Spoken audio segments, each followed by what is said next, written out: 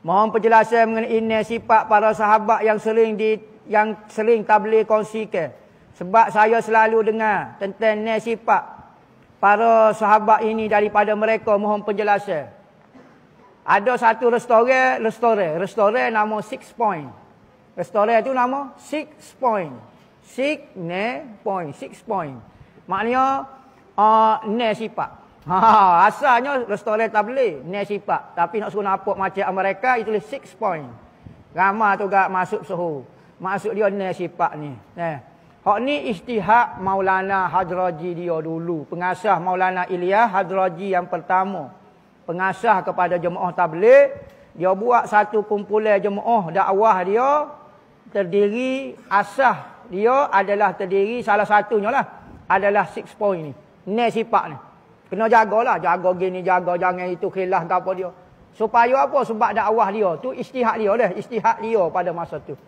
Maka hasil usaha dia dengan sifat ni tengok pengikut dia berapa juta di dunia ni.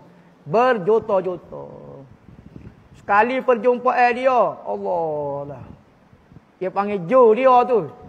Nak pergi betul sah naik kuda. 15 kilo sah. Berat. Cek sah. Kita. Kejam mata. Nampak dah orang hujung. Kejam mata kalau ikat. Tak nak. Kejam mata. Nampak dua orang tu ya. Tok Imeh, Tok Bila, Tok Siok. Kadang-kadang Tok Siok tak mari. Ganti dengan Cicok sebelah tu. Cicok, Tok Imeh. Tu ya. Jadi pok dia kalau semaya. Kau apa dia. Masya Allah. Pengikut-pengikut dakwah dia. Sangat jadi. Tu. Hadraji pertama. Maulana Ilyas. Tu ijtihad dia.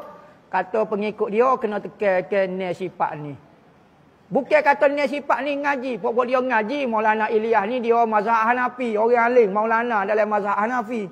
Dan dia ada tariqah dia. Tariqah Chistiyah. Dia ada akidah dia. Akidah Maturidiyah. Jadi pengasah dia cuma bagi pengikut dia dalam nak menjalankan dakwah. Mesti ada ni sifat ni. Sebab dia dakwah bersifat universal. Dunia. Kalau dia nak pegang dengan mazhab, payahlah kita nak pergi mazhab lain, kau apa jumpa dengan payah nak buat dakwah. Jadi dia pilih ni sifat ni.